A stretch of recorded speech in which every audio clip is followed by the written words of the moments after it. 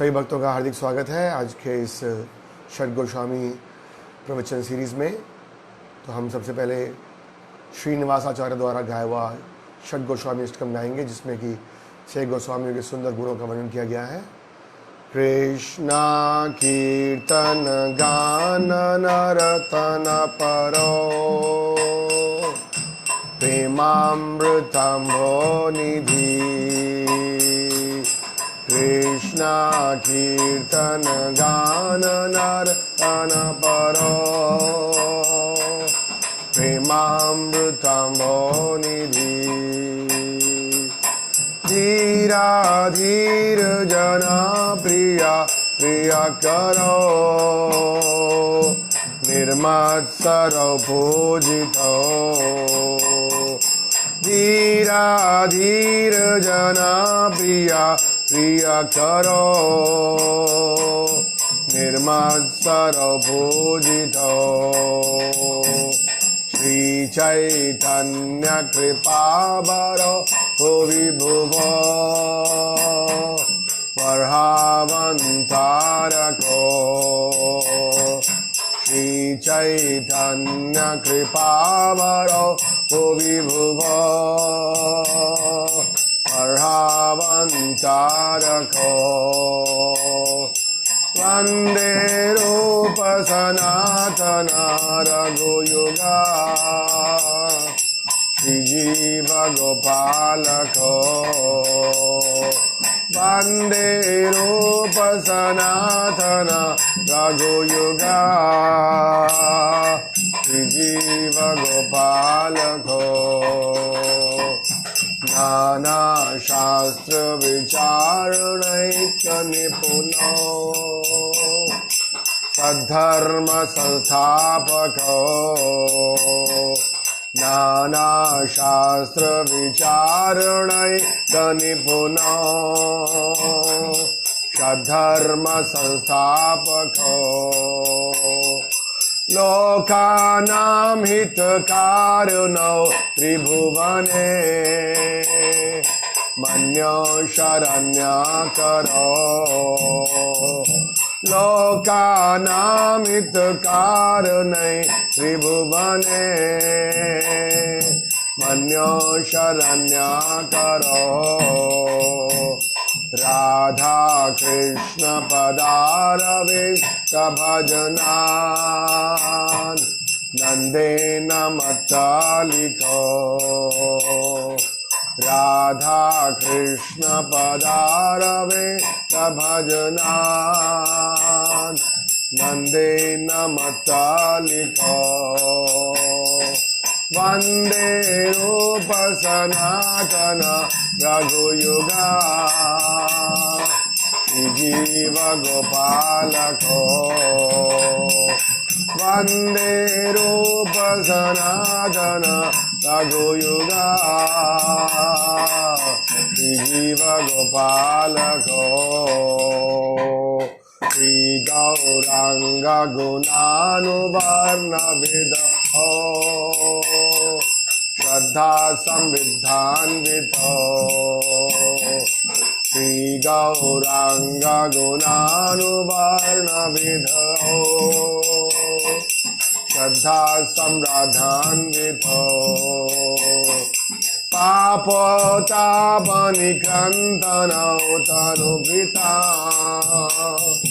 गोविंद गानामृता। पापोतापनिकन्दनौ तनुभृता गोविंद गानामृता। आनन्दं बुद्धिवर्धने क्षणिपुनो कैवल्य निस्तारको। वन्दे रूप सनातन रघुयुगा श्रीजीव गोपालको। वन्दे रूप सनातन रघुयुगा श्रीजीव गोपालको। त्वक्त्वातुर्णमशेषमदलपति श्रीनिं सदातो च वक्त्वा पूर्णमशेषमदलपति श्रीनिं सदातो च भूत्वा दीनगणेशकौ करुणया कोऽपि न कण्ठाश्रितो भूत्वा दीनगणेशकौ करुणया कोऽपि न कण्ठाश्रितो सोऽपि भावरसामृतां फलहरी कल्लोलमग्नोर्महो सोऽपि भावरसामृतां बुद्लहरी कल्लोलमग्नमोहो वन्दे रूपसनातन रघुयुगा श्रीजीव गोपालको वन्दे रूप सनातन रघुयुगा श्रीजीव गोपालको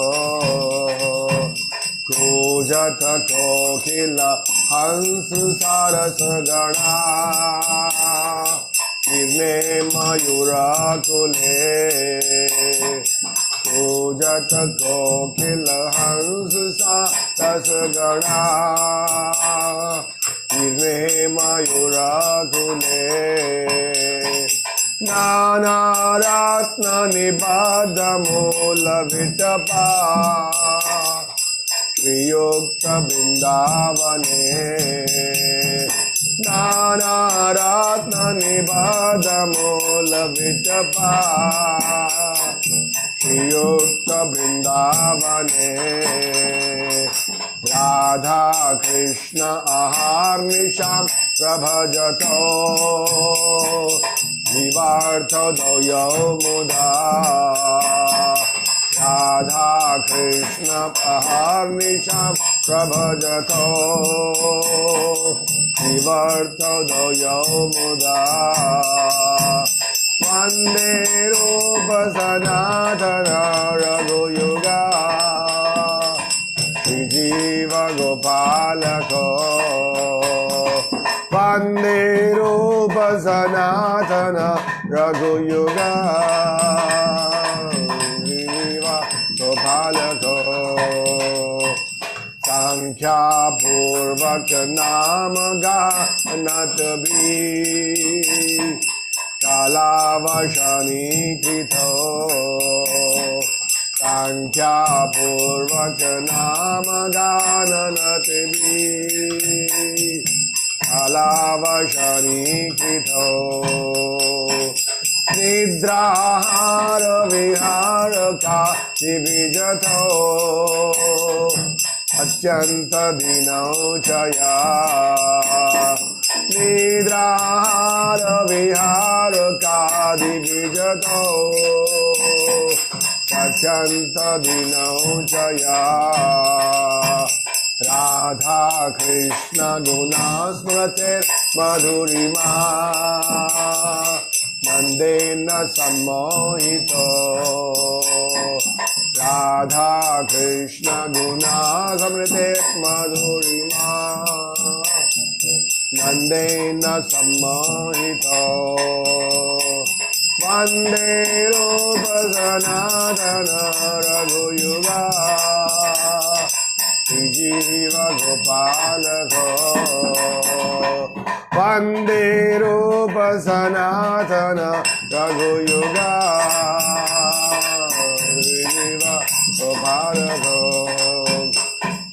राधा कुंड तटे काली दितनया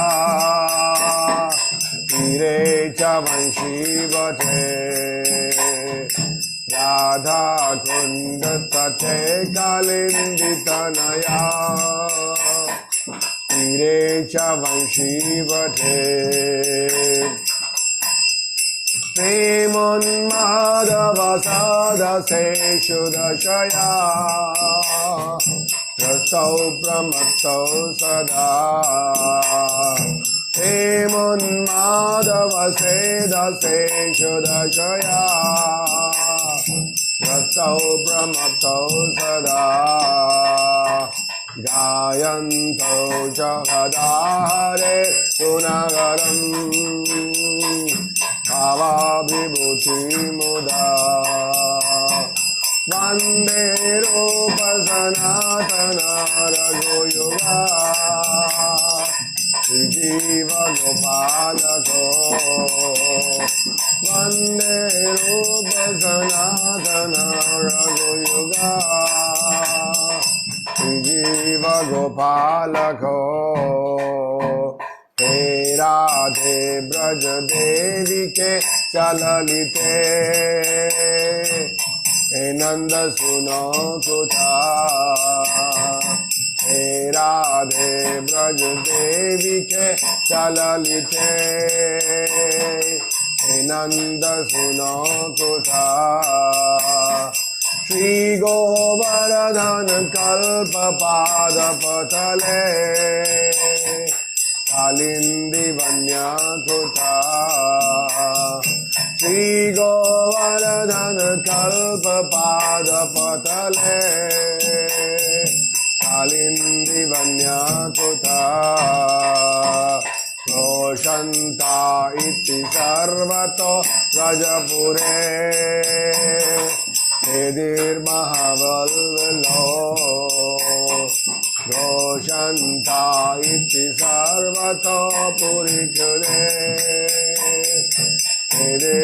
वेदिर्महाविब्लहो वन्दे रूप सनातन रघुयुगा श्रीजीव गोपालको वन्दे रूप सनातन रघुयुगा श्रीजीव गोपालको कृष्णा कीर्तन गान नरतन परो हेमामृतमोनिधि धीराधीर जना प्रिया प्रिय करो निर्मत्सर पूजितो निर्मत्सर पूजितो श्री रूप श्री सनातन भट्ट रघुनाथ श्री सनातन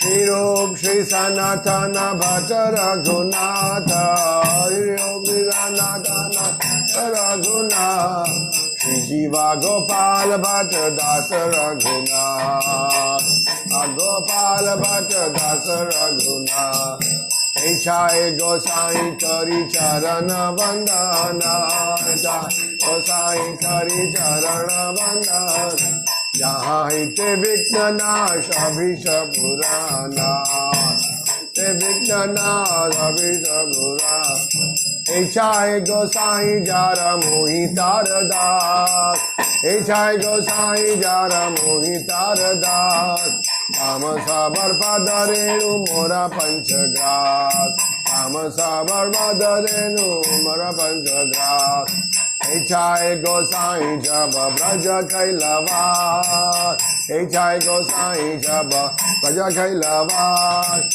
राधा कृष्ण नित्य लीला करिला प्रकाश राधा कृष्ण नित्य लीला करिला प्रकाश हरे कृष्ण कृष्ण कृष्ण हरे हरे हरे राम राम राम हरे हरे हरे कृष्ण कृष्ण कृष्ण हरे हरे हरे राम राम जय प्रभुपदा जय प्रभुपदा जय प्रभुपदा जय प्रभुपदा प्रभुपदा जय प्रभुपदा जय प्रभुपदा निताय गौर हरि बोल हरि बोल हरि बोल गौर हरि बोल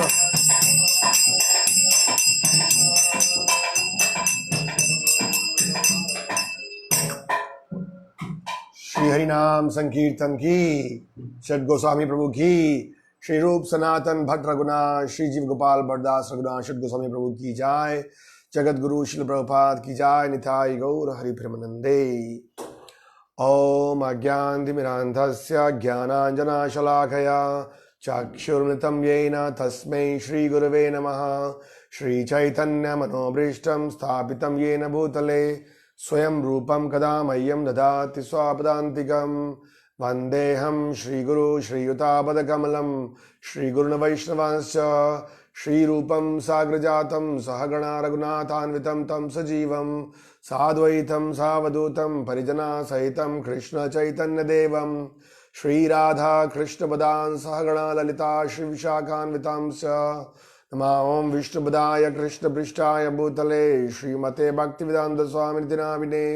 नमस्ते सरस्वती देवे गौरवाणी प्रचारिणे निर्विशेष शून्यवादी पाश्चात्य देशतारिणे। पंचकल्पतरुभ्यश्च कृपा सिन्धुभ्येव च पतितानां पावनेभ्यो वैष्णवेभ्यो नमो नमः। जय श्री कृष्ण चैतन्य प्रभु नित्यानंद श्री अद्वैत गदाधर श्रीवासदि गौर भक्तवृंदा। हरे कृष्णा कृष्ण कृष्ण हरे हरे, हरे राम राम राम हरे हरे। हरे कृष्णा। सभी भक्तों का एक बार फिर हार्दिक स्वागत है। तो श्रील प्रभुपाद जी कृपा से और हमारे वैष्णवाचार्यों की कृपा से हम पिछले 3 दिनों से वृंदावन के प्रसिद्ध 6 गोस्वामियों की कथाओं का श्रवण करने का प्रयास कर रहे हैं, जो कि चैतन्य महाप्रभु के अति प्रिय शिष्य हैं और जिनको चैतन्य महाप्रभु ने स्वयं चुना अनेक मुख्य कार्य करने के लिए। महाप्रभु की इच्छा थी कि वृंदावन में भगवान कृष्ण की जो लीलास्थली हैं उनको पुनः स्थापित किया जाए, भगवान के अर्चा विग्रहों की स्थापना हो, भक्ति के संबंधित शास्त्रों की रचना की जाए और अपने आचरण के द्वारा गोस्वामी लोग मानव समाज को सिखाएं कि भक्त के अंदर कैसे गुण होने चाहिए। तो ये 4 कार्य के लिए चैतन्य महाप्रभु ने इन 6 गोस्वामियों को विशेष रूप से सुना। हमने सुना था कि ये 6 गोस्वामी जो हैं विशेष रूप से मंजरी के रूप में राधा कृष्ण और उनकी गोपियों की नित्य लीला सेवा जो कि गोलोक वृंदावन में हो रही है वहां करते हैं।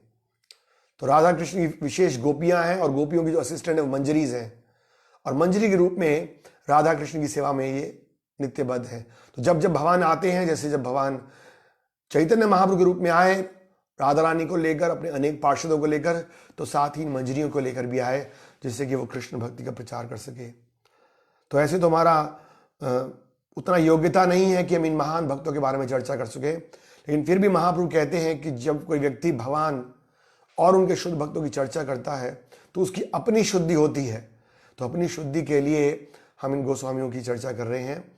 तो पिछले 2 दिन में हमने रूप गोस्वामी के बारे में थोड़ा सा श्रवण किया था।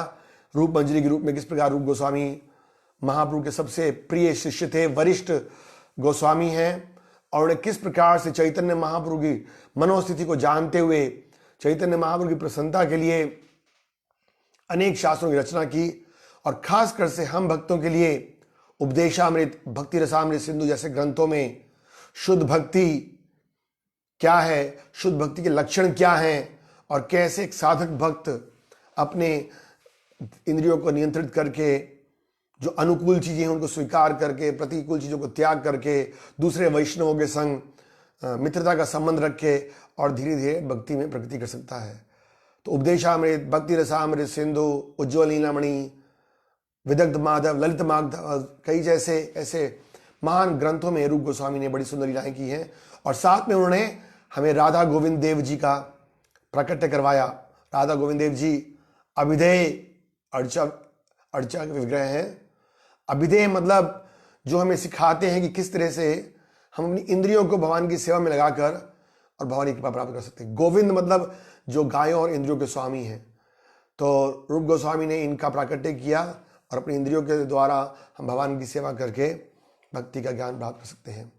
तो आज हम दूसरे नंबर के गोस्वामी सनातन गोस्वामी के बारे में कुछ चर्चा करने का प्रयास करेंगे।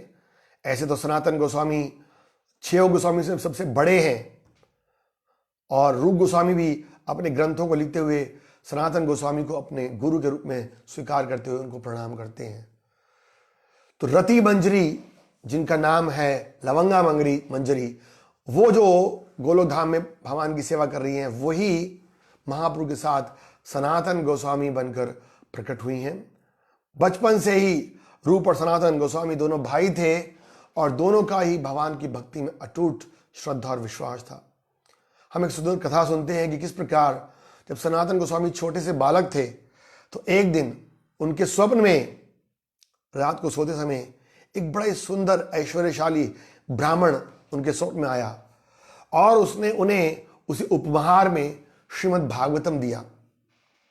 जैसे ही उन्होंने उस भागवतम को देखा स्वप्न में तो बड़े प्रसन्न हो गए, आश्चर्यचकित हो गए, उनके अंदर अष्टविकार आने लगे। लेकिन जैसे ही वो सुबह उठे तो देखा ना तो वो ब्राह्मण थे ना वो भागवतम था उनके पास। बड़े दुखी हो गए, विरह में भागवतम के, और पश्चाताप करने लगे।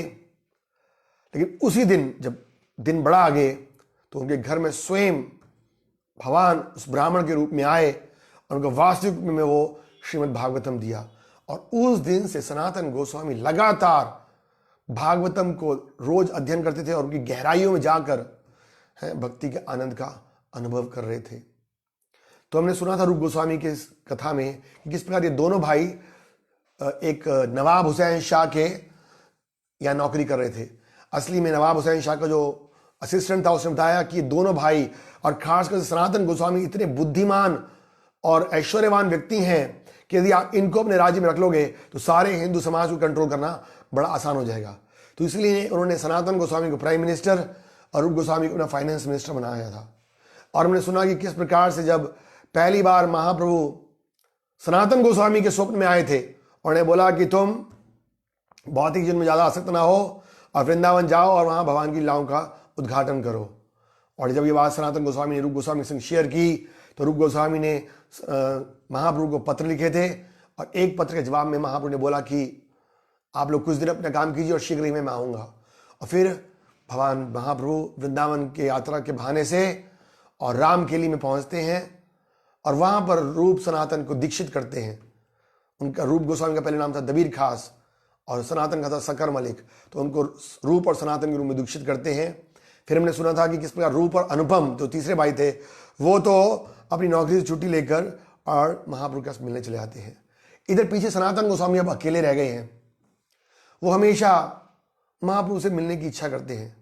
एक दिन उन्होंने अपने राजा के पास पत्र लिख के भेज दिया कि मेरी तबीयत ठीक नहीं है और मैं कार्यों में नहीं आ पाऊंगा, आप कृपा करके दूसरे लोगों से के ऊपर कार्य दे दीजिए। और वो घर में बैठ के अनेक ब्राह्मणों के संग भागवतम का पाठ करने लगे। एक दिन निकल गया, 2 दिन निकल गए, कुछ दिन निकल गए और फिर वो राजा स्वयं आया सनातन गोस्वामी के घर में।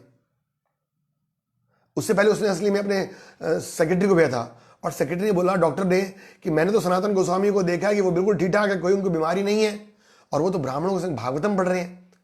तो फिर नवाब हुसैन को गुस्सा आया, वो खुद आया और बोला ये क्या कर रहे हो, पहले ही तुम्हारा भाई मुझे छोड़कर चला गया है, अगर तुम भी ऐसे करोगे तो मैं राज्य कैसे चलाऊंगा। मैं तुम्हें अपने भाई की तरह मानता हूं और अभी मैं जा रहा हूं उड़ीसा पर अटैक करने के लिए और तुम राज्यभार संभालो। तो सनातन गोस्वामी ने बड़ी विनम्रता से कहा आप मुझे माफ कर दीजिए, अब मैं आपकी और सेवा नहीं कर पाऊंगा। तो नवाब हुसैन को गुस्सा आया, उसने बोला तुम जानते हो तुम क्या कह रहे हो, अगर तुम ऐसा करोगे तो मैं तुम्हें दंड दूंगा। तो सनातन गोस्वामी ने बोला आप मालिक हैं, आप जो मर्जी चाहें कर सकते हैं, लेकिन मैं आपकी और सेवा नहीं कर पाऊंगा। तो नवाब हुसैन शाह को बड़ा गुस्सा आया और उसने सनातन गोस्वामी को बंदी बनाने का आदेश दे दिया और वो खुद चला गया उड़ीसा में। जब रूप गोस्वामी को एक खबर मिली कि सनातन गोस्वामी को बंदी बना लिया गया है तो रूप गोस्वामी ने एक चिट्ठी भेजी सनातन गोस्वामी के पास और बोला कि ऐसे ऐसे हम आपकी मदद के लिए कुछ 10,000 सोने के सिक्के छोड़कर आए हैं, आप खजांची से मिलकर उसका उपयोग कीजिए वहां से छूटने के लिए। और इस पत्र को पढ़कर सनातन गोस्वामी बड़े प्रसन्न हुए और एक रात को वो जेल का गेट कीपर था उसके पास जाते हैं और वो बोलते देखो तुम एक बड़े सुंदर मुसलमान हो, तुमने कुरान में पढ़ा है कि यदि कोई धर्म के उपदेशों का पालन कर रहा है तो उसका मदद करना बहुत अच्छी बात है, तुम्हें बहुत पुण्य मिलेगा। असली में प्रभुपाद लिखते हैं वहां पर कि सनातन गोस्वामी एक तरह से उनको फ्लैटरिंग कर रहे थे क्योंकि उनकी इच्छा थी कि वो वहां से निकलें और उन्होंने उसके हाथ में 5,000 सोने के सिक्के बढ़ा दिए एक ब्राइब की तरह। लेकिन वो ब्राइब किसके लिए थी, बढ़िया काम के लिए, भगवान की भक्ति करने के लिए। तो उस गेट कीपर ने बोला कि मेरी तो इच्छा है कि मैं आपको छोड़ दूं, लेकिन अगर राजा को पता चल गया तो मेरी नौकरी खत्म कर देगा, मुझे जान से मार देगा, मेरे लिए बड़ा मुश्किल हो जाएगा। और फिर सनातन गोस्वामी ने बोला, एक तरकीब दी उन्होंने, बोला कोई नहीं, कह देना राजा को कि सनातन गोस्वामी एक दिन स्नान करने के लिए गंगा में गए थे, गंगा को देखते ही उन्होंने अपनी बेड़ियों सहित गंगा में छलांग लगा दी और वो डूब गए और वापस नहीं आए। सनातन गोस्वामी ने जब देखा कि अभी भी इसका मन पूरा नहीं है, तो 5,000 अशरफियाँ और दे दी। और फिर वो लालच में आकर उस व्यक्ति ने बोला ठीक है मैं ऐसा करूंगा, और सनातन गोस्वामी वहां से निकल गए। लेकिन निकलने के बाद उन्होंने सोचा कि अगर मैं शहर के मुख्य भाग से जाऊंगा तो मुझे लोग देख लेंगे, तो इसलिए वो जंगलों के रास्ते से निकल गए और वो काफी देर तक चलते रहे। उनकी इच्छा थी कि वो किसी तरह महाप्रभु को दर्शन करें। जो जा रहे थे तो वो बनारस पहुंचे और उनको पता चला कि महाप्रभु यहीं पर आए हुए हैं। तो रास्ते में क्या हुआ, रास्ते में बनारस के रास्ते में जा रहे थे तो एक बड़ी सुंदर घटना थी कि एक दिन वो किसी रात को घर में रुके, किसी एक होटल में रुके, और उस होटल के मालिक के संग एक ज्योतिषी रहता था। उस ज्योतिषी ने बता दिया कि सनातन गोस्वामी के पास 8 सोने के सिक्के हैं। तो जो होटल का मालिक था वो सनातन गोस्वामी के पास आकर बड़ी उसकी देखभाल करने लगा कि आप बताइए मैं आपकी क्या सेवा कर सकता हूँ, आप यहाँ रात को आराम कीजिए, सुबह मैं आपको रास्ता बता दूंगा। तो सनातन गोस्वामी ने सोचा ये क्या बात है, ये आज बड़ा मेरा पूछताछ कर रहा है। उन्होंने अपने सर्वेंट जो था उनसे ईशान, उसको बोला क्या तुम्हारे पास कुछ है? तो ईशान ने बोला हाँ मेरे पास 7 सोने के सिक्के हैं। तो सनातन गोस्वामी ने बोला ये तुम क्यों मौत का फंदा अपने साथ में ले आए हो? और खुद सिक्के लिए और उस जो होटल का मालिक था उसके पास गए, बोला आप कृपा करके ये रख लीजिए। तो उस होटल के मालिक ने बोला कि मैं तो आपको मारने वाला था इसके लिए, लेकिन आपने मुझे अपने आप दे दिए हैं तो मुझे नहीं चाहिए, आप बड़े अच्छे आदमी हो, मैं आपकी सहायता करूंगा। तो सनातन गोस्वामी ने बोला अगर तुम नहीं लोगे तो कोई और छीनेगा, इसलिए तुम रख लो इसको। और फिर उन्हें उसको दे दिए। जब सुबह चलने गए तो सनातन गोस्वामी को रियलाइज हुआ कि अभी भी ईशान के पास 1 सोने का सिक्का है। उसको वापस दिया कि तुम जाओ वापस, मैं अकेले ही जाऊंगा। और वो निकल पड़े और रास्ते में ना उनको कुछ खाने का ठिकाना था ना पीने का ठिकाना था, लेकिन चलते जा रहे थे। एक बार रास्ते में एक गांव में पहुंचे जहां पर उनका एक रिश्तेदार जिसका नाम था श्रीकांत वो रहता था, बड़ा धनी आदमी था। तो उसने अपने घर की छत से देखा कि सनातन गोस्वामी चले आ रहे हैं, तो उसने एक व्यक्ति के द्वारा उनको बुलाया और बोला तुम क्या ये हाल बना रखा है, फटे पुराने कपड़े पहने हुए हैं, कुछ दिन रुको मेरे पास। उन्होंने कहा कि नहीं मुझे जाना है महाप्रभु को मिलने। तो उसने क्या किया, श्रीकांत ने उसको एक बहुत ही कीमती कंबल दिया कि कम से कम ठंडी के मौसम में तुम इसका इस्तेमाल कर सकते हो। सनातन गोस्वामी निकल गए और काफी दिनों के बाद बनारस पहुंचे और उनको पता चला कि बनारस में ही महाप्रभु आए हुए हैं और उनके एक महान भक्त हैं चंद्रशेखर, उनके घर में रुके हुए हैं।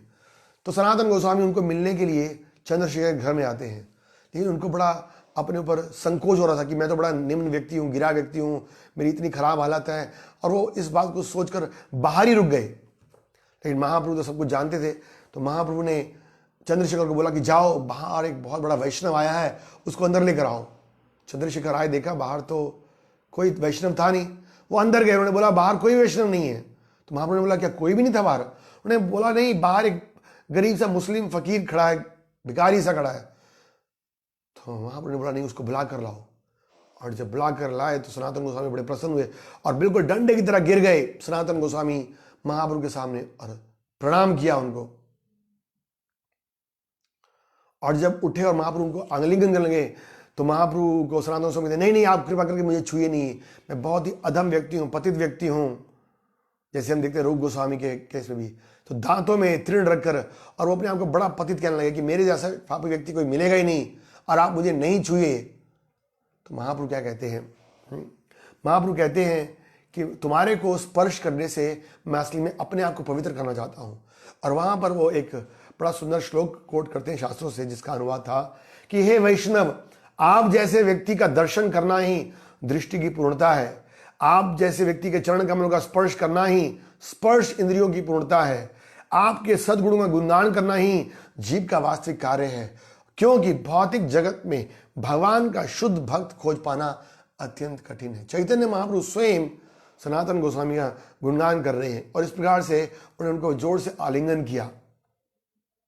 उसके बाद उन्होंने चंद्रशेखर को बोला कि जाओ इनको बोलो स्नान करें, बाल उल सब काट के आएंगे। उन्होंने स्नान किया, अपना बाल था, दाढ़ी बढ़ा हुआ था, उसको सब साफ किया, एक बड़े सुंदर वैष्णव बन गए। तो चंद्रशेखर ने उनको कुछ नए कपड़े दिए। तो सनातन गोस्वामी बोलते नहीं मैं ये नए कपड़े डालूंगा, यदि आपके कोई पुराने कपड़े हैं तो मुझे दे दीजिए। उन्होंने पुराने कपड़े डाल दिए। फिर वहां पर एक और भक्त थे जिनके घर में तपन मिश्र, जिनके घर महाप्रभु जाते थे रोज प्रसाद करने लेने के लिए। तो तपन मिश्र ने बोला सनातन गोस्वामी आप भी हमारे घर में आया कीजिए रोज प्रसाद लेने के लिए। तो सनातन गोस्वामी ने बोला नहीं, मैं आपके घर रोज क्यों आऊँ प्रसाद खाने, मैं मधुकर के करके भीख मांग के जो मेरे को मिलेगा मैं वही ले लूँगा। जब महाप्रभु ने देखा सनातन गोस्वामी के वैराग्य को, एक सन्यास के जो गुण होते हैं कि ना उनको अच्छा भोजन की इच्छा थी, ना उनको अच्छे कपड़े की इच्छा थी, तो बड़े प्रसन्न हुए। लेकिन अभी भी वो सनातन गोस्वामी के पास जो एक कीमती कंबल था उसको थोड़ा घूर कर देख रहे थे। सनातन गोस्वामी समझ गए। जाते हैं वो नदी किनारे, नदी पर एक बूढ़ा ब्राह्मण बैठा हुआ था जिसके पास कि एक फटा पुराना कंबल होता है। सनातन गोस्वामी कहते हैं हे ब्राह्मण, मेरी आपसे एक प्रार्थना है, क्या मुझे अपना फटा पुराना कंबल दोगे और उसके बदले में मैं आपको नया कंबल दूंगा। वो ब्राह्मण कहता है हे गोस्वामी जी, आप बड़े अच्छे व्यक्ति लगते हो, आप मेरे से क्यों मजाक कर रहे हो। भला पुरानी चीज देकर तो नई चीज लोग लेते हैं, लेकिन नई चीज देकर पुरानी चीज लेना ये तो पहली बार देख रहा हूं। सनातन गोस्वामी ने बोला तुम चिंता नहीं करो, मैं जो बोल रहा हूँ सत्य बोल रहा हूँ, आप कृपा करके मेरा ये नया कंबल ले लो और मुझे अपना पुराना कंबल लो। वो फटा पुराना कंबल लेकर सनातन गोस्वामी आ गए। और जब चैतन्य महाप्रभु ने देखा तो बड़े प्रसन्न हुए और उन्होंने कहा कि भगवान कृष्ण तुम्हारे ऊपर बड़ा दयालु हैं, उन्होंने तुम्हारी सारी आसक्तियां खत्म कर दी हैं, तो फिर ये एक आखिरी आसक्ति को क्यों तुम अपने बांधे फिर रहे हो। क्योंकि शास्त्र कहता है कि भक्ति में उन्नति करने के लिए वैराग्य एक महान गुण है। विशेष रूप से महाप्रभु वैराग्य सिखाने के लिए आए। श्री कृष्ण चैतन्य शरीरधारी वैराग्य विद्या निज भक्ति योगम, श्री कृष्ण चैतन्य शरीरधारी। तो महाप्रभु बड़े प्रसन्न हुए और ने बोला कि असली में तुम्हारे ऊपर भगवान की विशेष कृपा है कि किस तरह से तुम्हारे अंदर इतने बड़े धनी व्यक्ति थे, बड़े क्वालिफाइड व्यक्ति थे, लेकिन फिर भी उनके अंदर बिल्कुल भी कोई आसक्ति नहीं थी। अब सनातन गोस्वामी बनारस में रह रहे हैं और फिर एक दिन महाप्रभु के पास जाकर बोलते हैं, महाप्रभु को प्रणाम करते हैं और कहते हैं मैं बहुत ही पतित व्यक्ति हूं, मैं एक अधम परिवार में जन्म लिया हूं। असली में उनका जन्म तो एक सारस्वत ब्राह्मण के घर में हुआ था, लेकिन वो कहते हैं क्योंकि मैंने पापियों की सेवा की है इसलिए पापियों में भी सबसे अधिक गिरा व्यक्ति हूं और मैं अंधकार के कुएं में गिर चुका हूं। जबकि हम सुनते हैं कि रूप और सनातन गोस्वामी जब रामकिल में रहते थे तो बड़े बड़े विद्वान लोग आते थे उनसे ज्ञान लेने के लिए, लेकिन यहां पर सनातन गोस्वामी एक आदर्श शिष्य के भांति अपने आप को बिल्कुल मूर्ख बताते हुए कह रहे हैं कि मैं अंधे कुएं में गिरा हुआ हूं और मुझे नहीं पता कि मेरे लिए क्या अच्छा है क्या बुरा है। लोग मुझे कहते हैं कि मैं बहुत पंडित हूं, ज्ञानी हूं, लेकिन मुझे तो ये भी नहीं पता। वो एक श्लोक कहते हैं, वो कहते हैं कि आमी के नियमाय जारथा पुत्राय इहा ना ही जाने के मनोहित होय।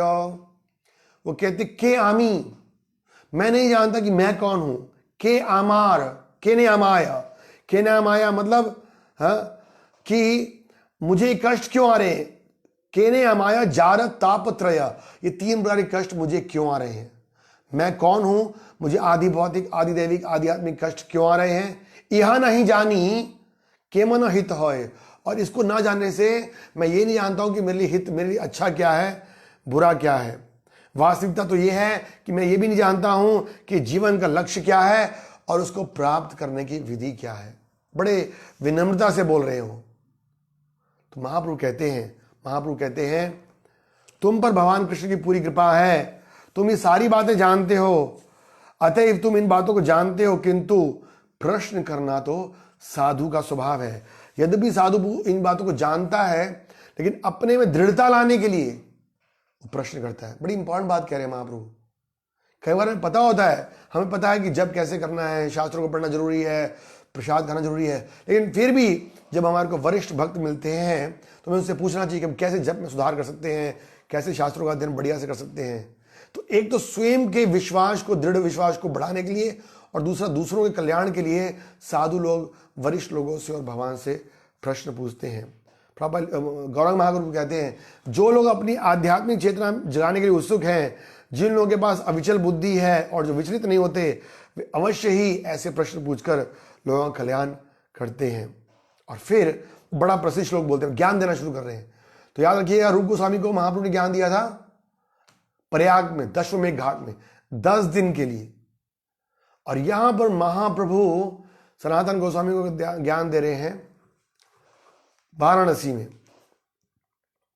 पहला श्लोक बोल रहे हैं, पहला प्रश्न क्या था सनातन गोस्वामी का कि मैं ही नहीं जानता कि मैं कौन हूं, तो उसका आंसर देते हुए कहते हैं जीवेरे स्वरूप होय कृष्ण रे नित्य दास, कृष्ण रे तटस्थ शक्ति भेदा भेद प्रकाश। बड़ा प्रसिद्ध श्लोक है। वो कहते हैं कृष्ण का सनातन सेवक होना ही जीव का वैधानिक स्थिति है। जीवेरे स्वरूप होए कृष्ण नित्य दास। उन्होंने कहा कि हम सब जीवात्माएं आत्मा है और आत्मा भगवान का सनातन अंश है, दास है, कृष्ण रे नित्य दास। तो ये सबसे इंपॉर्टेंट इंस्ट्रक्शन है महाप्रभु की हम सब लोगों के लिए कि हम स्वभाव से क्या है, कृष्ण के दास हैं। शास्त्र उदाहरण देते हैं किसी से जल का स्वभाव है तरलता, सूर्य का स्वभाव है प्रकाश, चीनी का स्वभाव है मिठास, जिसको उससे अलग नहीं कर सकते। इस तरह जीव का स्वभाव है कि वो कृष्ण का नित्य दास है, दासता उससे अलग नहीं कर सकती है। और फिर वो कह रहे हैं कृष्ण रे तटस्था शक्ति भेद अभेद प्रकाश। और वो कह रहे हैं कि जीव कृष्ण का अंश है और कृष्ण की वो तटस्था शक्ति है। बताते हैं महाप्रभु ज्ञान देते हुए कि 3 प्रकार की शक्तियां हैं। अंतरंगा शक्ति है जिससे भगवान अपनी आह्लादनी शक्ति और आध्यात्मिक जगत को मेंटेन करते हैं। फिर बहिरंगा शक्ति है जिसके द्वारा भगवान भौतिक जगत को मेंटेन करते हैं। अंतरंगा शक्ति, बहिरंगा शक्ति, और तीसरी शक्ति तटस्था शक्ति, तट पर मार्जिनल पोटेंसी। तो मान करें हम सब जीव क्या है, तटस्था शक्ति है। और जिस तरह से कि तटस्था शक्ति के पास ये अवसर है कि वो चाहे तो अंतरंगा में चले जाए, चाहे बहिरंगा में चले जाए। तो चाहे तो भगवान की भक्ति को स्वीकार करें और चाहे तो माया की सेवा को स्वीकार करें। तो कह रहे कृष्ण रे तटस्था शक्ति भेद अभेद प्रकाश। तो भेद है भी, भेद क्यों है? क्योंकि उसके पास ये अवसर है कि वो भौतिक प्रकृति में जा सकता है। लेकिन अभेद क्यों नहीं है? क्योंकि वो भगवान की अंतरंगा शक्ति ही है, पराशक्ति में से है। लेकिन पराशक्ति होने के नाते वो भगवान से अभेद है।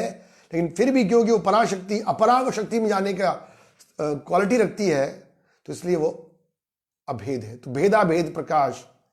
और फिर वो उदाहरण देते हैं, कहते सूर्यांश किरणाय छे अग्नि ज्वाला जाए, स्वाभाविक कृष्ण रे 3 प्रकार शक्ति होए। उदाहरण देते हैं कि जैसे कि सूर्य है और सूर्य की किरणें हैं। सूर्य की किरणें सूर्य से अभिन्न है। जिस प्रकार सूर्य प्रकाश या अग्नि का एक कण अभिन्न भी है और भिन्न भी है, उसी प्रकार जो आत्मा है वो भगवान का अंश है, सेवक है। कह रहे कृष्ण की शक्ति 3 प्रकार की है। ये आध्यात्मिक, भौतिक और तटस्थ शक्ति। और फिर वो आगे ज्ञान देते हैं कि किस तरह से मूल रूप से कृष्ण की शक्ति आध्यात्मिक ही है और जीव शक्ति भी आध्यात्मिक है। लेकिन एक शक्ति जो माया कहलाती है उसमें हमारा स्वभाव है कि हम जा सकते हैं। पहले प्रश्न का उत्तर। फिर दूसरे प्रश्न का उत्तर था कि हम इस संसार में कष्ट क्यों पा रहे हैं। बड़ा सुंदर उत्तर देते हैं। वो कहते हैं कृष्णा भूली से ही जीव, कृष्णा भूली से ही जीव अनादिर बहिर्मुखे, अतैव माया तारे देह संसार दुखे। जीव अनंत काल से कृष्ण को भूलकर बाहरी रूप द्वारा आकृष्ट हो गया है, अतः माया उसे इस भौतिक संसार में सभी प्रकार के दुख दे रही है।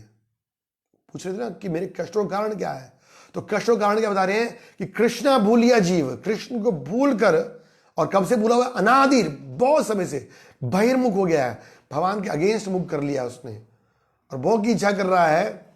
अतैव माया तारे, इसलिए माया ने उसको पकड़कर आकर्षित कर लिया अपनी तरफ। इसलिए देह संसार दुखे, इसलिए माया क्या कर रही है? उसको संसार का दुख दे रही है। और फिर वो उदाहरण देते हैं, एग्जाम्पल देते हैं। उदाहरण क्या देते हैं? कभी स्वर्गे उठाए कभी नरके डुबाए, कभी स्वर्गे उठाए कभी नरके डुबाए, दंड या जने राजा गेन नदिया चुबाए। वो कहते जिस प्रकार भौतिक अवस्था में जीव कभी ऊंचे लोकों में जाता है, ऊपर उठ जाता है, तो कभी नरक में डुबो दिया जाता है, उसकी अवस्था ठीक उस अपराधी के समान है जिसे राजा पानी में बारंबार डुबोता है और निकालने का दंड देता है। तो पहले के जमाने में जब किसी राजा को दंड देना होता था, किसी राजा ने अगर दंड देना होता किसी अपराधी को, तो क्या करते थे? उसका जो व्यक्ति था उसको पानी में ले आता था और पूरा डुबो देता था, और जब उसकी सांस घुटने लगती तो एक क्षण के लिए उसको निकालता था, तो लग रहा था उसको बड़ा आराम है, और फिर उसको फिर दोबारा डुबो देता था। तो कभी स्वर्गे उठाए कभी नरके डुबाए। प्रभुपाद जी कहते कि कलयुग में कम बुद्धि के जीव इस संसार में जो कष्ट हैं, उन कष्टों के बीच में जो थोड़ा सा ब्रेक मिलता है उनको, उसको सुख मान रहे हैं। तो महाप्रभु उसको एग्जाम्पल दे रहे हैं कि कष्ट कैसे हैं। उस लगातार कष्ट हैं और कभी कभी थोड़ा सा बीच में सुख आता है। कह रहे हैं जब जीव भगवान की माया शक्ति के द्वारा प्रभावित होता है तो फिर वो क्या है, इस शरीर के द्वारा कई प्रकार के कष्ट पाता है। और फिर वो कह रहे हैं इसका इलाज क्या है, इसका सॉल्यूशन क्या है। फिर वो इसका सॉल्यूशन बता रहे हैं। वो कह रहे हैं साधु शास्त्र कृपा यदि कृष्ण उन्मुख हो, या पहले था कृष्ण बहिर्मुख, अब हो गया उन्मुख। मतलब कृष्ण की तरफ देखता है। कैसे देखेगा वो? साधु शास्त्र कृपा हो, या साधु की कृपा हो गई यदि तो वो कृष्ण के उन्मुख हो जाएगा। पहले बहिर्मुख था। साधु शास्त्र कृपा यदि कृष्ण उन्मुख हो, या सही जीवन निस्तारे माया तारे छड़िया। पहले माया ने पकड़ लिया था। कह रहे यदि कोई बद्ध जीव किसी साधु पुरुष की कृपा से कृष्ण भावनात हो जाता है तो उसे शास्त्रों का उपदेश देता रहता है, और इस कृष्ण भावनात की सहायता से वे बद्ध जीव माया के पक्ष से मुक्त हो जाता है। माया उसको छोड़ देती है। कह रहे हैं महाप्रभु कहते हैं देवी यही शी गुणमयी मम माया दुरत्या।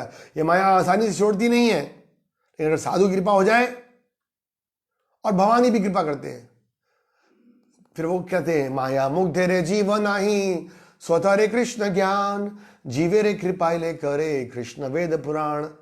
एक श्लोक हम कई बार प्रवचनों में कोट करते रहते हैं। ये सारे श्लोक महाप्रभु ने सनातन गोस्वामी को बोले हैं। वो कह रहे माया मुग्ध रे जीव, वो कह रहे बद्ध जीव अपने खुद के प्रयत्न से अपनी कृष्ण भक्ति को जागृत नहीं कर सकता। माया मुग्ध रे जीव नाही स्वतः कृष्ण ज्ञान, किंतु भगवान श्री कृष्ण ने जीवे रे कृपाइले करे कृष्ण वेद पुराण।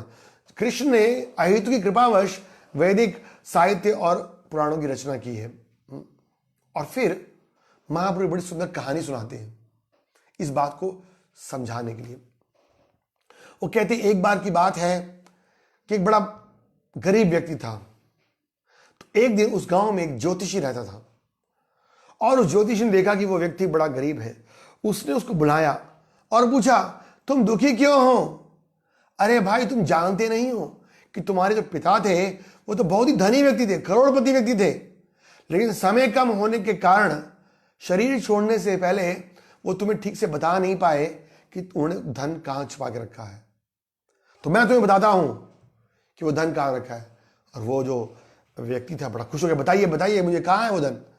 और तब उसने क्या किया, बताना शुरू किया। तो महाप्रभु कह रहे कि जिस प्रकार से वो जो ज्योतिषी था उसने उस गरीब ब्राह्मण को धन के बारे में बताया, उसी प्रकार से जो शास्त्र हैं वो हमें ज्ञान देते हैं कि किस तरह से हमारा जो भगवान के संग वास्तविक संबंध है, जो कि हमारा वास्तविक धन है, वो कैसे हम भूल चुके हैं।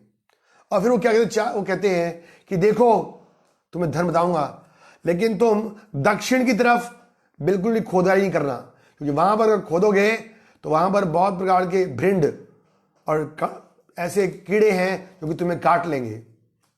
और अगर तुम पश्चिम की तरफ खोदोगे तो वहां पर भूत हैं जो कि तुम्हारे को परेशान कर देंगे। और यदि तुम उत्तर की तरफ खोदोगे तो वहां पर बड़े बड़े सांप हैं। लेकिन यदि तुम पूर्व की तरफ खोदोगे तो तुम्हें वहां पर धन मिलेगा। तो उदाहरण देते क्या इसका मतलब क्या है। वो कहते पहले उन्होंने दक्षिण की तरफ अगर खोदोगे तो दक्षिण में खोदना मतलब कर्म कांड करना, धार्मिक सिद्धांतों का पालन करना केवल भौतिक लाभ के लिए। तो भृंड के समान है जो कि अल्टीमेटली हमें बाद में कष्ट ही देंगे। तो इसलिए कह रहे वहां पर नहीं जाना। फिर वो कहते हैं कि यदि पश्चिम में खोदोगे तो पश्चिम में क्या है, जैसे कि ज्ञान प्राप्त करना। ज्ञान प्राप्त जब हम अपने मनगढ़ंत तरीके से शुष्क ज्ञान प्राप्त करते हैं तो वो उस भूत की तरह है जो कि हमारे माइंड को डिस्टर्ब करते रहता है। और अगर तुम उत्तर की तरफ जाओगे तो वो हठ योग की तरह है जिसमें कि ब्रह्म ज्योति में लीन होना चाहता है व्यक्ति, तो मुक्ति में वहां भी तुम्हें वास्तविक आनंद नहीं मिलेगा। लेकिन पूर्व में जो कि भगवान की भक्ति के समान है, वहां पर जाओगे तो हमारे को अपना असली वास्तविक धन मिलेगा, कृष्ण प्रेम। तो इस तरह से महाप्रभु सनातन गोस्वामी को उदाहरण देते हैं। और फिर अगले श्लोक में बोलते हैं कि भक्तों और साधुओं को अत्यंत प्रिय होने के कारण मुझे अविचल श्रद्धा और भक्ति द्वारा प्राप्त किया जा सकता है। भगवान इस श्लोक में बता रहे हैं, हे ये भक्ति योग जो मेरे प्रति अनुरक्ति को क्रमशः बढ़ाता है, ये भक्ति से मेरे प्रति क्या अनुरक्ति बढ़ती है, चंडाल तक को शुद्ध करने वाला है। अर्थात भक्ति योग के माध्यम से ही हर व्यक्ति आध्यात्मिक पद पर उठता है। तो महाप्रभु उस ब्राह्मण के द्वारा सिखा रहे हैं कि ना तो ज्ञान कांड, ना तो कर्म कांड, ना जो योग कांड, कुछ भी नहीं, केवल शुद्ध भक्ति के द्वारा। ये तीसरे क्वेश्चन का आंसर दे रहे हो। पहला क्वेश्चन मैं कौन हूं, बताया कृष्ण का नित्य दास हूं। दूसरा कैष्णव कारण क्या है, क्योंकि हम कृष्ण के बहिर्मुख हो गए हैं अनादिकाल से। और तीसरा कह रहे हैं उसका सोल्यूशन क्या है, तो कह रहे हैं भक्ति के फलस्वरूप मनुष्य का सुप्त कृष्ण प्रेम जागृत होता है। जब मनुष्य भगवान कृष्ण की संगति का आस्वादन करता है तो वह भौतिक संसार रूपी जन्म मृत्यु के चक्र को समाप्त करके आनंद प्राप्त करता है। तो ये सोल्यूशन है उसका। है सोल्यूशन क्या है कि श्रवणादि शुद्ध चित्त कराए उदाय, नित्य सिद्ध कृष्ण प्रेम साध्यों का बुनाए, श्रवणादि शुद्ध चित्त कराए उदाय।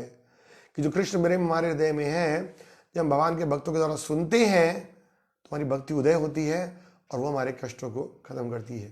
जैसे हम कल भी पढ़ रहे थे रूप गोस्वामी के कथा में कि रूप गोस्वामी बता रहे हैं कि जो शुद्ध भक्ति है वो क्या, क्लेशाग्नि, सब क्लेशों को दूर करने वाली है, और शुभधा और सारे प्रकार के शुभ लक्षण आती है। और यहाँ तक कि जो मुक्ति है, लघु मुक्त है, जो मुक्ति है उसको भी लघु छोटा कर देती है। तो इस तरह से महाप्रभु ने उनको इस तरह से ज्ञान देना शुरू किया। और फिर अगले 2 महीने तक महाप्रभु ने बहुत विषयों पर ज्ञान दिया। उन्होंने बताया कि किस प्रकार से भगवान अलग अलग अवतारों के रूप में प्रकट होते हैं। पहले तो भगवान ने बताया ब्रह्मा जी का श्लोक करते हुए, ईश्वर परम कृष्ण सच्चिदानंद विग्रह अनादिरादिर गोविंद सर्व कारण कारणम, कि भगवान कृष्ण ही सारे जो अवतारों के सोर्स हैं। उन्होंने बोला भगवान के अलग अलग अवतार हैं। फिर भागवतम से उन्होंने बोला थे चांस कला पुंसाम कृष्णास्तु भगवान स्वयं इंद्रारी व्याकुलम लोकम मृदंती युगे युगे। वो कह रहे हैं कि भगवान कृष्ण स्वयं भगवान है, लेकिन उनके कई प्रकार के अंश कला अंश अवतार हैं जो कि इस पृथ्वी पे आते हैं। फिर उन्होंने भगवान की 6 कैटेगरीज बताई अवतारों की। तो हम जानते हैं सब, युगा अवतार, लीला अवतार, गुणा अवतार, मनवंता अवतार, पुरुष अवतार और शक्तावेश अवतार। महाप्रभु ने उनको एक और कैटेगरी बताई, 3 कैटेगरी, कि किस प्रकार से भगवान अपने अवतारों को 3 मुख्य रूपों में बांटते हैं। पहला है स्वयं रूप, जब भगवान स्वयं श्याम सुंदर रूप में आते हैं। फिर दूसरा है तदात्मिका रूप, जब भगवान अपने आप को विस्तार करते हैं, जैसे कि उन्होंने गोपियों के संग किया या रानियों के संग किया।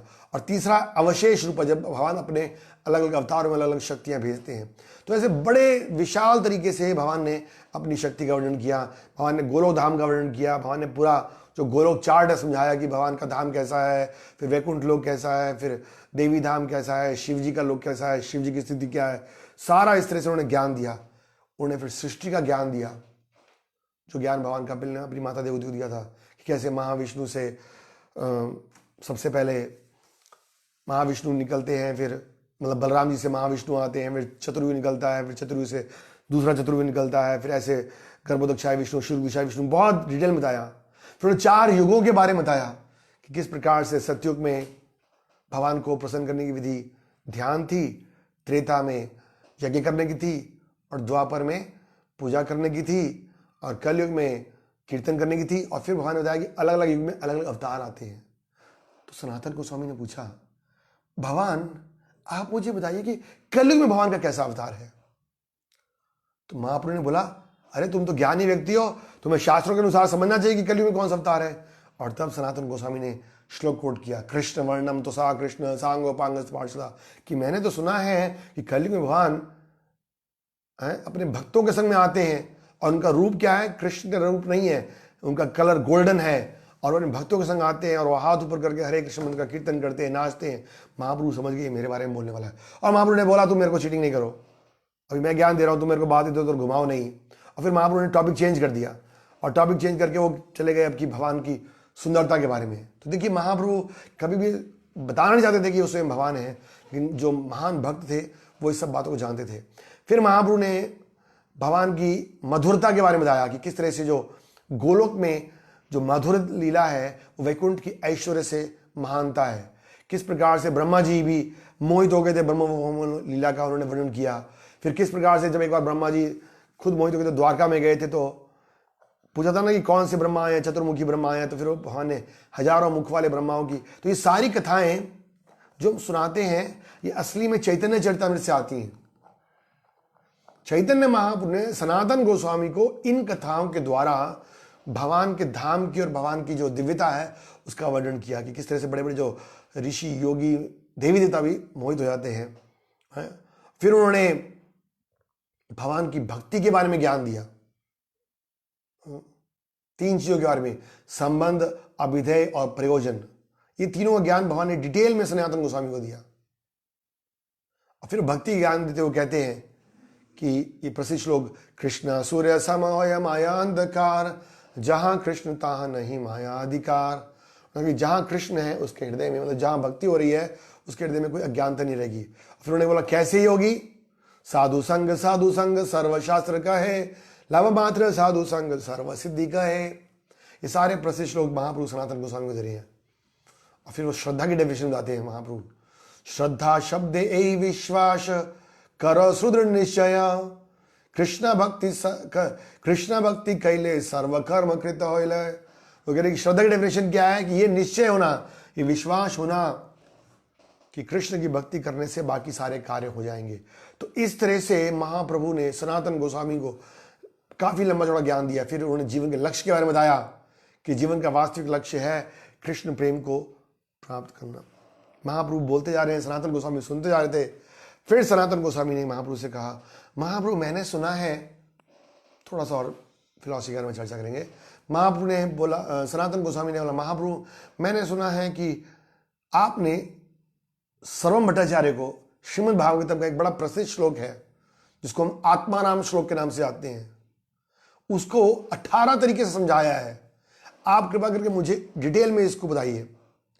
भागवतम का एक बड़ा प्रसिद्ध श्लोक है, भागवतम में आता है, आत्मारामश्च मुनयो निर्ग्रंथा उरुक्रमा कुर्वन्ति अहेतुकिम भक्तिर अद्भुत गुण हरि, जिसका अनुवाद इस प्रकार से है कि जो लोग आत्माराम हैं और बाहरी भौतिक इच्छाओं द्वारा आकृष्ट नहीं होते, जो आत्माराम है, जो अपने में आनंद लेते हैं और भौतिक चीजों में आनंद नहीं लेते हैं, वो लोग भी कृष्ण की प्रेम भक्ति द्वारा आकृष्ट हो जाते हैं, क्योंकि भगवान के गुण और कार्यकलाप सब दिव्य हैं।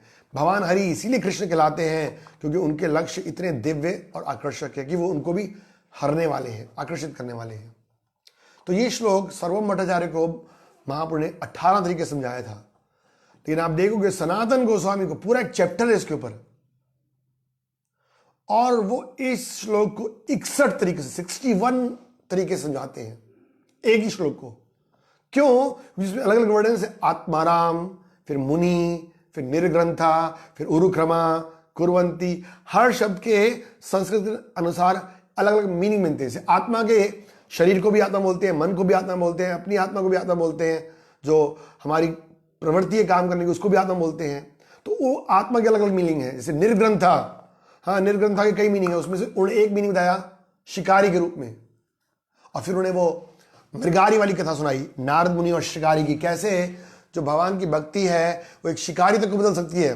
पूरी उन्हें कथा सुनाई किस प्रकार से वो शिकारी जो पक्षियों को आधा मारकर छोड़ देता था, नारद जी उनके पास गए, उसको ज्ञान दिया और वो शिकारी फिर भक्त बन गया।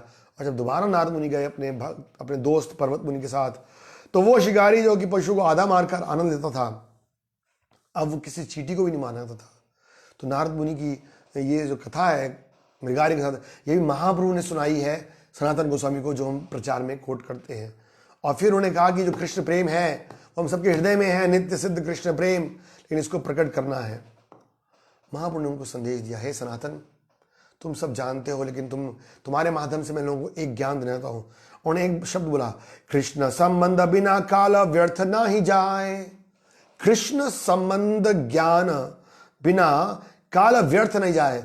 उनका एक क्षण भी नष्ट नहीं करना चाहिए। प्रत्येक क्षण का उपयोग कृष्ण या उनसे संबंधित बातों के लिए उपयोग करना चाहिए। तो ये है महाप्रभु का संदेश, सनातन गोस्वामी के माध्यम से हमें दे रहे हैं। पापा जी कहते हैं कि हम करोड़ों रुपए देकर भी एक क्षण वापस ले नहीं सकते हैं, और जब सूर्य उगता है तो प्रतिदिन हमें संदेश दे रहा है कि हम मृत्यु के और नजदीक पहुंच रहे हैं। तो इसलिए कह रहे हैं एक क्षण भी नष्ट नहीं करना चाहिए, हर क्षण कृष्ण और कृष्ण से संबंधित बातों में लगाना चाहिए। उसके बाद उन्होंने 64 जो भक्ति के मुख्य अंग है उनके बारे में बताया। खासकर से चैतन्य महाप्रभु ने सनातन गोस्वामी को बोला कि भक्तों को कौन कौन से नियमों का पालन करना चाहिए। 64 भक्ति के अंग बताए। पहला भक्ति का अंग था गुरु के आश्रय लेना, फिर शास्त्रों का अध्ययन करना, ऐसे तिलक लगाना, तुलसी का आचमन करना, ये सब बताए। उन्होंने बोला 5 इसमें से सबसे मुख्य हैं। चैतन्य महाप्रभु ने सनातन गोस्वामी बोला 5 क्या है वो? हरे कृष्ण महामंत्र का जप करना, श्रीमद् भागवतम का श्रवण करना, भक्तों का संग करना, अर्चा विग्रह की सेवा करना और धामवास करना।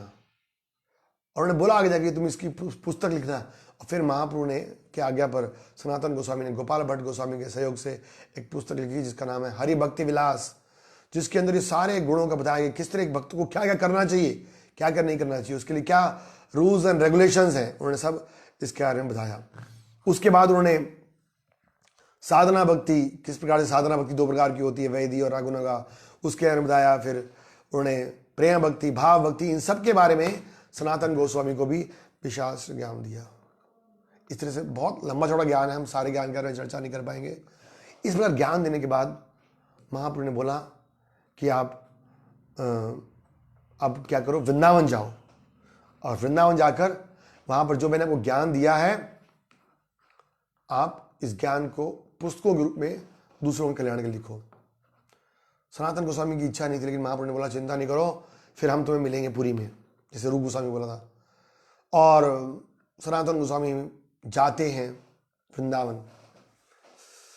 चैतन्य चरित्र में कथा आती है किस प्रकार कृष्णदास कविराज कहते हैं कि जब वृंदावन जाते हैं सनातन गोस्वामी, तो वहाँ एक बड़े महान भक्त हैं सुबुद्धि राय, जिनको मिलते हैं। और सुबुद्धि राय उनको पूरे वृंदावन के 12 जो वन हैं उनका दर्शन कराते हैं, उनको भगवान की लीलाओं के बारे में बताते हैं। चैतन्य चरित्र में सुबुद्धि राय के हिस्ट्री के बारे में बताया। वो बड़ा सुंदर महान भक्त थे। असली में पहले वो बड़े एक जमींदार थे, लैंडलॉर्ड थे, बड़े अच्छे महान भक्त थे, बड़े निर्मल हृदय के थे। तो एक दिन उनके पास एक सर्वेंट था, तो उन्होंने उसको एक पॉन्ड बनाने के लिए, लेक बनाने के लिए खोदने के लिए बोला, लेकिन वो जो व्यक्ति था वो गलत तरीके से काम कर रहा था। तो उसको डांटने के लिए उन्होंने एक थोड़ा सा उसको डांट लगाया और एक चाबुक से उसको मारा, क्योंकि असली में उसका कल्याण करना चाहते थे। लेकिन उस चाबुक से उसको निशान पड़ गया और फिर वो नौकर वहां से चला गया और किसी तरह वो मुसलमान जो एम्परर था उसके पास गया और उसने उसको एक देश का राजा बना दिया। तो एक दिन क्या हुआ कि ये जो व्यक्ति था ये अपनी पत्नी के संग बैठा था और इसकी पत्नी ने जब देखा इस निशान को, उसने बोला ये निशान कैसे आया? तो उसने बताया कि नहीं मैं सुबुद्धि राय का काम करता था, बड़ा अच्छा भक्त था, लेकिन एक बार मैंने गलती की तो उसने मुझे डांटा तो ये निशान हो गया। तो उसकी पत्नी को बड़ा गुस्सा आया। उसने बोला जाओ तुम उसको भी मार कराओ, उसको मार देना चाहिए। तो उसने बोला नहीं वो मेरी गलती थी। पर जब पत्नी ने बहुत फोर्स किया तो उसने पत्नी ने बोला ठीक है उसको मारते नहीं हैं, हम ऐसा करते हैं वो बड़ा ब्राह्मण है, उसके अगर हम जाति का पतन कर देंगे, उसको मुसलमान बना देंगे तो उसका अपने आप पतन हो जाएगा। और एक मुसलमान के उस समय ये नियम था कि अगर मुसलमान के बर्तन से पानी भी गिर जाएगा उसके ऊपर तो मुसलमान बन जाते थे। तो इस तरह से उनको पानी डाल के उनके ऊपर मुसलमान बना दिया। अब मुसलमान मान गया तो बड़े दुखी हो गए। सब ब्राह्मणों से उन्होंने पूछा क्या करना चाहिए, मेरा धर्म भ्रष्ट हो गया है। बनारस के ब्राह्मणों ने बोला कि ऐसा करो और तो कोई इलाज नहीं है, तुम क्या करो उबलता हुआ घी पी लो और उससे तुम्हारी मृत्यु हो जाएगी और फिर तुम्हारे पापों का प्रायश्चित होगा। लेकिन कुछ ने बोला नहीं ऐसा नहीं करना चाहिए। बड़े दुखी हुए, महाप्रभु के पास गए बनारस में, और जब महाप्रभु के पास गए तो उन्होंने बोला कुछ ऐसा नहीं करने का है, तुम जाओ वृंदावन में और बढ़िया से हरे कृष्ण महामंत्र का जप करो और तुम सभी पापों से मुक्त हो जाओगे और फिर तुम्हें सनातन गोस्वामी रूप गोस्वामी जैसे महान भक्त मिलेंगे। फिर वो आए और फिर उस तरह उन्होंने ये सारा काम करना शुरू किया। तो ये जो सुबुद्धि राय थे इन्होंने सनातन गोस्वामी को बोला कि ठीक है मैं आपके लिए एक स्थान देता हूँ, आप रुको यहाँ पर भजन करो। उन्होंने बोला नहीं मैं पेड़ के नीचे रहूंगा। और सनातन गोस्वामी हर पेड़ के नीचे एक दिन रहते थे बस, इससे कम से कम पेड़ के अंदर भी उनकी आसक्ति ना हो जाए, इतने वैरागी थे। और मधुकरी खर के खाते थे, हमने बताया था मधुकरी मतलब जिससे कि उनकी आसक्ति भी ना हो, कम भोजन करें और समय भी मिले भगवान की भक्ति करने के लिए। इस तरह से कुछ समय रहने के बाद और फिर सनातन गोस्वामी वापस पुरी आते हैं जगन्नाथ चैतन्य महाप्रभु का दर्शन करने के लिए। लेकिन वो मेन रोड से नहीं आते क्योंकि उनको पता है कि मेन रोड में सब ब्राह्मण लोग जा रहे होते हैं, तो वो बड़े जंगल के रास्ते आते हैं और काफ़ी समय उनको लग जाता है। और जंगल के रास्ते में वो कई बार ऐसे पानी से स्नान कर लेते हैं, ऐसा पानी पी लेते हैं जो कि उतना अच्छा नहीं था, और उसकी वजह से उनको एक रोग हो जाता है शरीर में, उनके स्किन में। और रोग होने की वजह से उनके सारे शरीर से उसमें खून निकल लगता है, फोड़े बन जाते, पस बन जाती है, और बड़ा तंग कर रही थी उनको। तो सनातन गोस्वामी ने सोचा कि एक तो मैं वैसे ही नीचे परिवार में जन्म हुआ है, मेरी योग्यता कोई नहीं है, और ऊपर से मैं सोच रहा था कि चलो मैं महाप्रभु के पास जाकर उनकी सेवा करूंगा इस शरीर से, तो ये शरीर भी अब इतना खराब हो गया, इतने रोग हो गया है, तो मुझे लगता है कि मुझे इस शरीर को खत्म करके और इससे छुटकारा पाना चाहिए। और सोचा कि अभी जल्दी ही पूरी जाऊंगा, वहां पर भगवान जगन्नाथ जी की रथ यात्रा होगी, तो रथ यात्रा के सामने रथ के आगे अपने शरीर को गेड़ दूंगा और शरीर मेरा कट जाएगा, इस तरह से मेरे को मुक्ति मिल जाएगी और फिर मुझे अगला जन्म मिलेगा और फिर मैं महाप्रभु की सेवा करूंगा। इस भावना से वो पूरी आ रहे थे, अपने आप को बड़ा विनम्र और निम्न मान रहे थे। जब पूरी आए तो सीधा गए वहां पर सिद्ध बकुल में। हमने सुना था ना, रूप गोस्वामी में जब आए थे तो पहले सिद्ध बकुल गए थे। सिद्ध बकुल क्या था? जहां पर कि हरिदास ठाकुर जी रहते थे। महाप्रभु की आज्ञा से 3 लाख नाम जप करते थे। जैसे ही सनातन गोस्वामी ने हरिदास ठाकुर को देखा, दंडवत प्रणाम किया। सनातन गोस्वामी को देखकर हरिदास ठाकुर ने भी दंडवत प्रणाम किया, क्योंकि रामखेली में जब महाप्रभु हरिदास को, सनातन और रूप को मिले थे, तो हरिदास भी वहां पर थे उनके साथ में। तो उन्होंने एक दूसरे गुणगान करना शुरू किया, बड़े प्रेम से वो बात कर रहे थे। और फिर सनातन गोस्वामी ने पूछा कि चैतन्य महाप्रभु को मिलना चाहता हूं मैं, कैसे मिल सकता हूं, उनको कहाँ मिलेंगे वो? तो हरिदास ठाकुर ने बोला, चिंता करने की बात नहीं है और ना ही आपको कहीं जाने की जरूरत है, रोज चैतन्य महाप्रभु स्वयं यहीं पर आते हैं। और मैं सुना था किस तरह से चैतन्य महाप्रभु रोज स्वयं भगवान जगन्नाथ जी का प्रसाद देकर और हरिदास ठाकुर के पास आते थे, और वो बात कर ही रहे थे कि इतनी देर में वहां पर चैतन्य महाप्रभु आ गए। चैतन्य महाप्रभु को देखकर सनातन गोस्वामी ने पूरा दंडवत प्रणाम किया, डंडे की तरह गिर गए और उठ ही नहीं रहे थे वो। हरिदास ने बोला, देखो महाप्रभु ये सनातन है आपके पास। और फिर सनातन को अपने हाथों से उठाया, और जब इस बार गले लगाने लगे तो सनातन ने बोला, नहीं नहीं महाप्रभु नहीं, मेरे सारा शरीर दूषित है, खून निकल रहा है, पस पड़ा हुआ है, आप कृपा करके मुझे आलिंगन नहीं कीजिए, दूर कर दीजिए मुझे। लेकिन महाप्रभु ने क्या किया, जबरदस्ती उसको खींचकर और उनका आलिंगन किया। चैतन्य चरित्र में वर्णन करते हैं कृष्णदास कविराज कि उनके शरीर से खून निकल रहा था, और वो खून जब महाप्रभु के सुंदर शरीर पे लगा तो सनातन गोस्वामी बड़े दुखी हुए, और सनातन गोस्वामी अपने आप को कोसने लगे कि मेरे को कितना बड़ा दुर्भाग्य है कि मैंने इतने सुंदर स्वर्ण शरीर पर अपना गंदा जो खून वाला शरीर वो लगा दिया है। तो महाप्रभु वहां पर सनातन गोस्वामी को बोलते हैं कि ये शरीर मेरा शरीर है। और फिर वो हरिदास को बोलते हैं कि हरिदास, तुम जानते हो कैसा आदमी है? ये ऐसा आदमी है जो कि दूसरों की संपत्ति को दुरुपयोग करना आता है। और तब उन्होंने बोला कि सनातन, तुम भूल गए जब तुम्हारी दीक्षा हुई थी, क्योंकि दीक्षा काले शिष्य करे आत्मसमर्पण। जब शिष्य दीक्षा लेता है तो मन, वाणी और शरीर को गुरु को समर्पण कर देता है। तो ये शरीर अब मेरी संपत्ति है और मैं इसका इस्तेमाल भगवान के प्रचार करने में लगाना चाहता हूं। मेरी माँ ने मुझे मना किया, इसलिए मैं तो वृंदावन नहीं जा सकता।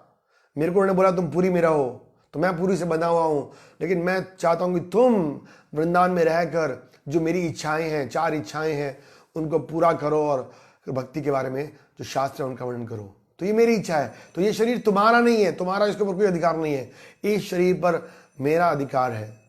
इस शरीर के द्वारा मैं चाहता हूं कि तुम कृष्ण भक्ति का प्रचार करो, और वैष्णव एटिकेट का प्रचार करो, किस तरह से एक भगवान के भक्त को होना चाहिए, उस तरह से प्रचार करो।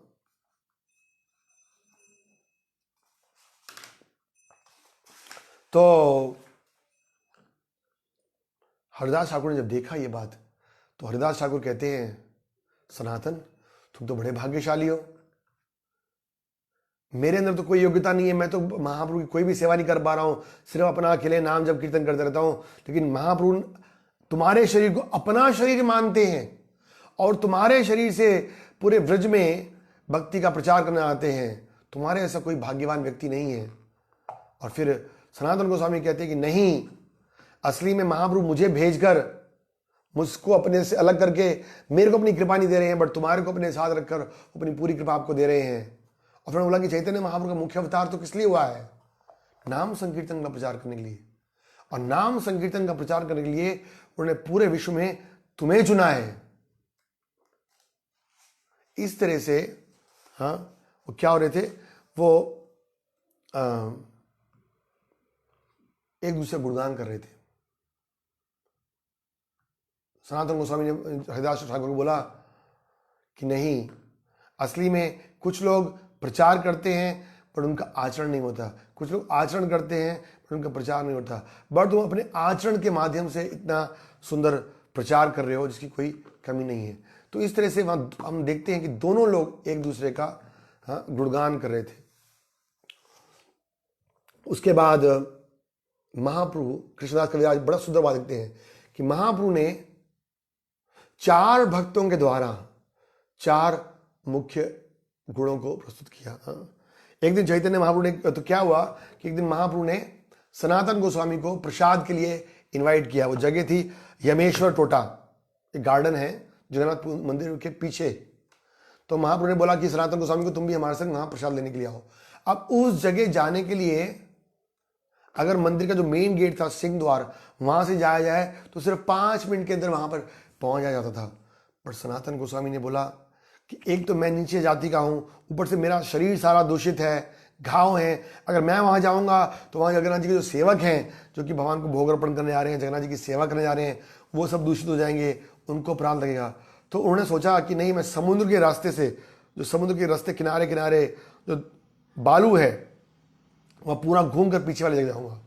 और उस समय जून जुलाई का महीना था, जो पूरी बालू थी वो तप रही थी, लेकिन सनातन गोस्वामी बड़े विनम्रता के साथ सहन करते हुए और उस गर्म तपती रेत पर चलते जा रहे हैं। उनके सारे पैर में फिर से छारे हो गए, लेकिन वो किस तरह से वहां पर पहुंचते हैं। यहाँ पर चैतन्य महाप्रभु अपना प्रसाद ले चुके थे और जब सनातन गोस्वामी एंटर किए तो सबने उनका स्वागत किया। तो महाप्रभु ने पूछा कि ये सनातन, तुम्हें इतना समय कैसे लग गया यहाँ पर आने के लिए, प्रसाद लाने के लिए? उन्होंने गोविंदा, जो उनके सर्वेंट था ना, उसको बोला गोविंदा को कि सनातन को भी प्रसाद दो। तो सनातन ने बोला कि असली में मैं ना वो समुद्र के किनारे किनारे रास्ते आया हूँ। तो महाप्रभु ने बोला क्यों, वहां से क्यों आए हो? तुम्हें यहाँ से मेन रास्ते से आना चाहिए था। तो सनातन गोस्वामी ने बोला कि मैं इतना पतित व्यक्ति हूँ और जो जगन्नाथ के पुजारी हैं वो अंदर बाहर आते हैं, अगर मैं किसी एक के पास भी चला गया और मैंने किसी एक को भी दूषित कर दिया तो मैं जगन्नाथ का अपराधी हो जाऊंगा। जब महाप्रभु ने सुना तो बड़े प्रसन्न हुए और कहते कि तुम्हारी विनम्रता है वो मेरे हृदय को पिघला रही है और मैं बड़ा प्रसन्न हूं कि तुम किस प्रकार से वैष्णव के गुणों को प्रदर्शित कर रहे हो। और उन्होंने कहा कि जो ये वैष्णव का गुण है विनम्रता, यही उसका मुख्य आभूषण है। और फिर उन्होंने कहा, कृष्णदास कविराज लिखते हैं कि 4 गुणों को महाप्रभु ने अपने 4 मुख्य भक्तों के द्वारा प्रदर्शित किया। तो पहला नाम वो लेते हैं रामानंद राय का। हम सनातन गोस्वामी की कथा कर रहे हैं, बट क्योंकि ये जानना जरूरी है कि किस तरह से सनातन गोस्वामी महान भक्त थे। तो 4 गुण क्या थे? तो रामानंद राय के द्वारा उन्होंने आत्म संयम, महाप्रभु ने आत्म संयम का जो गुण है भक्त के अंदर होना चाहिए, उसको रामानंद राय के द्वारा सिखाया। आप जानते हैं रामानंद राय का एक सेवा था जगन्नाथपुरी मंदिर में कि वह रोज कुछ यंग लड़कियों को, जवान लड़कियों को तैयार करते थे, उनके शरीर की मालिश भी करते थे, जिससे कि वो शाम को जगन्नाथ जी के सामने और नृत्य करके भगवान की गुणगान कर सके। लेकिन इतना होने पर भी वो लड़कियां थी, उनके अंगों को स्पर्श भी करते थे, लेकिन फिर भी उनका मन कभी विचलित नहीं होता था। इसलिए महाप्रभु ने बोला कि रामानंद राय ने अपने आत्म संयम के द्वारा ये गुण प्रदर्शित किया है। फिर उनके एक गुण था भक्तों में होना चाहिए, वो है न्यूट्रल स्वभाव, किसी से भेदभाव नहीं करना। तो महाप्रभु ने बोला, एक भक्त थे उनके दामोदर दास पंडित। दामोदर दास पंडित इतने स्ट्रिक्ट शिष्य थे कि अगर कोई भक्त कोई भी नियम का उल्लंघन करता तो बिना किसी भेदभाव के, चाहे छोटा है चाहे बड़ा है, उसको दंडित करते थे। यहां तक कि कभी कभी अगर चैतन्य महाप्रभु भी बाहरी रूप से कुछ गलती कर दे लीला करते हुए, तो महाप्रभु कई बार महाप्रभु को भी डांट देते थे, दामोदर दास पंडित। हम पढ़ेंगे लीला में, चैतन्य चैतन्य बड़ा सुंदर दामोदर दास पंडित का लीला है। तो उनके द्वारा न्यूट्रलिटी को दिखाया। और हरदास ठाकुर के द्वारा उन्होंने टॉलरेंस, सहनशील बनना, कैसे 24 बाजार में 22 बाजारों में उनको मारा गया, पीटा गया, तब भी उन्होंने सहन किया। और सनातन गोस्वामी के द्वारा उन्होंने विनम्रता को प्रकट किया। और महाप्रभु कहते हैं 4 जो गुण हैं, ह्यूमिलिटी, टॉलरेंस, न्यूट्रलिटी और सेल्फ कंट्रोल, ये भक्त के आभूषण हैं। तो खास कर से सनातन गोस्वामी जो थे वो विनम्रता के सिमलम थे। जैसे महाप्रभु कहते हैं ना, तृणादपि सुनिचेना थरोरपि सहिष्णुना अमानी न मान देना। वो हमेशा अपने आप को अधम, पतित, गिरा हुआ मानते थे, हमेशा हर स्थिति में। तो सनातन गोस्वामी के द्वारा उन्होंने क्या किया, ह्यूमिलिटी को दिखाया। तो फिर क्या हुआ कि अभी यहाँ सब ये पुरी में रह रहे हैं भक्त लोग। तो अब जब बंगाल से हर साल भक्त आते थे जगन्नाथ जी का दर्शन करने रथ यात्रा में, और साथ में महाप्रभु का दर्शन करने के लिए, तो इस बार जब सारे बंगाली भक्त आए तो चैतन्य महाप्रभु बड़े प्रसन्न हुए और उन्होंने सब भक्तों को सनातन गोस्वामी से मिलवाया। जैसे याद होगा जब रूप गोस्वामी का भी आए थे पुरी में, तो महाप्रभु ने सबको रूप गोस्वामी से मिलवाया था। तो इसी तरह उन्होंने सनातन गोस्वामी को सब भक्तों से इंट्रोड्यूस कराया। और वो सनातन गोस्वामी का गुणगान कर रहे थे ऐसा जैसे कि उनके 5 मुख हो। हमने कल भी सुना था। बट यह प्रिंसिपल क्या है कि महाप्रभु स्वयं अपने भक्तों को गुणगान करके दिखा रहे हैं कि उनको उनके भक्त कितने प्रिय हैं। हम भजन में गाते हैं ना, गौरांगेरा संगी गणे नित्य सिद्ध करीवाणे से ही जाए ब्रजेंद्र सुतपास, कि जो व्यक्ति महाप्रभु के पार्षदों को नित्य सिद्ध मानता है वह व्यक्ति भगवान के पास जाने योग्य है। तो सनातन गोस्वामी को वो इस तरह गुणगान करे जैसे कि उनके 5 मुख हों, और सब भक्त लोग बड़े खुश हुए। सनातन गोस्वामी गुणगान को सुनकर सारे भक्त खुश हो गए। प्रभुपाद जी उस श्लोक के तात्पर्य में बड़ी इंपॉर्टेंट बात समझाते हैं। प्रभुपाद जी कहते हैं, this is the quality of a Vaishnava. वैष्णव का ये गुण है। क्या गुण है ये? कि वैष्णवों के लिए सबसे आनंद की बात क्या होती है? जब वो देखते हैं कि भगवान किसी दूसरे वैष्णव के ऊपर अपनी कृपा बरसा रहे हैं। When they see other Vaishnavas being glorified, जब वो देखते हैं कि दूसरे वैष्णव में गुणगान हो रहा है, और वो देखते हैं कि किस तरह से भगवान अपने भक्तों के ऊपर कृपा कर रहे हैं। भगवान का भक्त कभी भी ईर्ष्या नहीं करता। भागवत में है ना, निर्मत्सरानाम, निर्मत्सरानाम, ईर्ष्या से रहित। तो भक्त का एक गुण क्या है कि जब वो देखते हैं कि दूसरा भक्त भगवान की कृपा प्राप्त कर रहा है तो वो बड़ा प्रसन्न होता है। और महाप्रभु की लीला में खास कर देखेंगे हम, महाप्रभु की लीला ऐसे भागवतम में भी, गीता में भी भगवान ने भक्तों का गुणगान किया है। बट चैतन्य महाप्रभु की लीला में देखते हैं कि भगवान स्वयं अपने मुख से, अपने व्यवहार से दिखा रहे हैं कि भगवान के भक्तों का मान करना, गुणगान करना, स्तुति करना कितना आवश्यक है।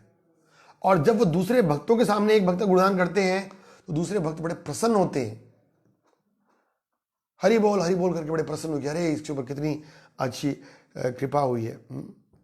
ये उनका गुण था। एक और छोटी सी लीला। तो इस प्रकार क्या हुआ कि एक बार फिर चैतन्य महाप्रभु सनातन गोस्वामी को अपने पास बुलाए, और फिर वो सनातन गोस्वामी को अपने पास आलिंगन करने के लिए प्रयास कर रहे थे। तो सनातन गोस्वामी ने दूर से प्रणाम किया, बोला, महाप्रभु प्लीज मुझे माफ कर दीजिए, मेरा अपराध क्यों करा रहे हो।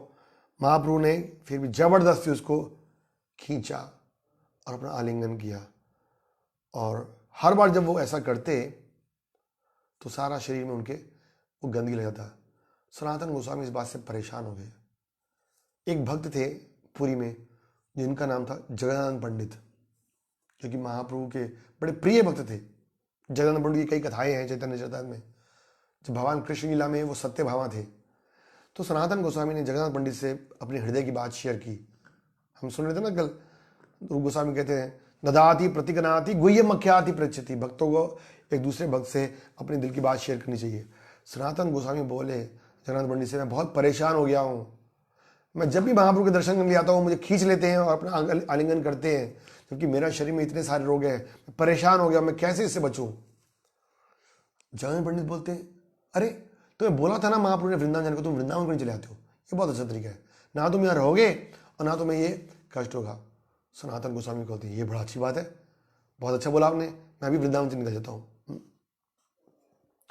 तो सनातन गोस्वामी अगले दिन महाप्रभु से मिले तो बोले कि आपकी आज्ञा से मैं वृंदावन जाने के लिए प्रस्थान करना चाहता हूँ, आप मुझे अपना आशीर्वाद दीजिए। तो महाप्रभु एकदम गुस्से हो गए, वृंदावन? किसने बोला तुम्हें वृंदावन जाने के लिए? तो सनातन गोस्वामी ने बताया कि ऐसे ऐसे मैंने जगन पंडित से बात की है। जैसे उन्होंने नाम सुना क्रोध में आ गए। वो कहते, जगन पंडित वो कौन होता है? तुम सनातन गोस्वामी, तुम उसके गुरु बनने लायक हो, तुम मेरे भी गुरु हो, मैं तुम्हें अपने गुरु के रूप में मानता हूं।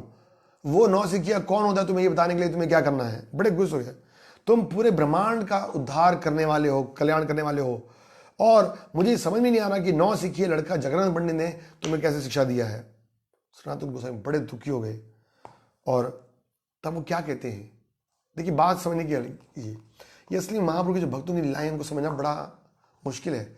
सनातन गोस्वामी कहते हैं कि जगन्नाथ पंडित कितने भाग्यवान हैं, कितने भाग्यशाली हैं कि महाप्रभु उनको अपना समझ के डांट रहे हैं और मुझे बाहर का व्यक्ति समझ करके और मेरा गुणगान कर रहे हैं। या प्रिंसिपल समझिए, डांटा किसको आता है?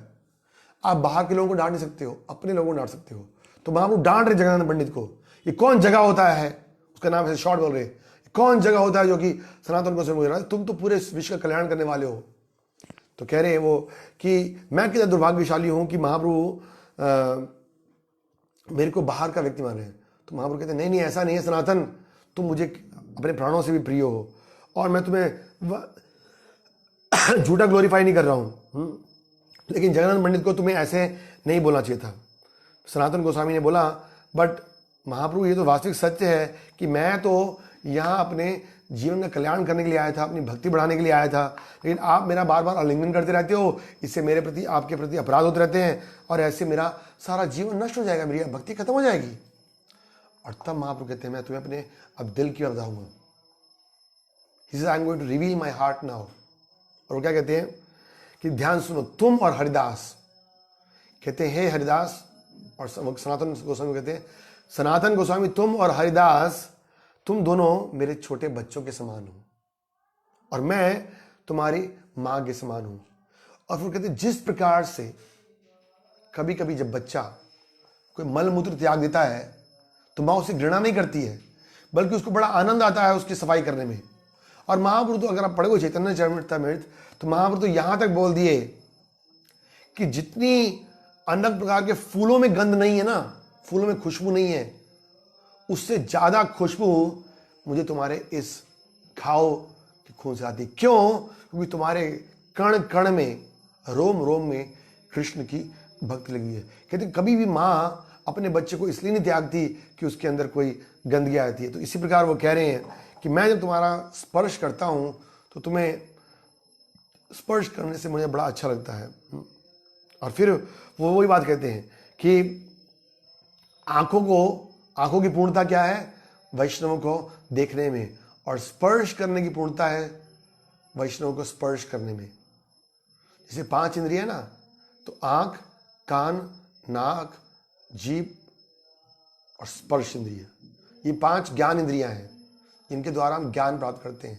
तो आंख से हम देखते हैं, कान से सुनते हैं, जीभ से टेस्ट लेते हैं और नाक से सूंघते हैं, और स्पर्श इंद्रियों से पता चलता है ना, ठंडा है, गर्म है, मुलायम है, सॉफ्ट है।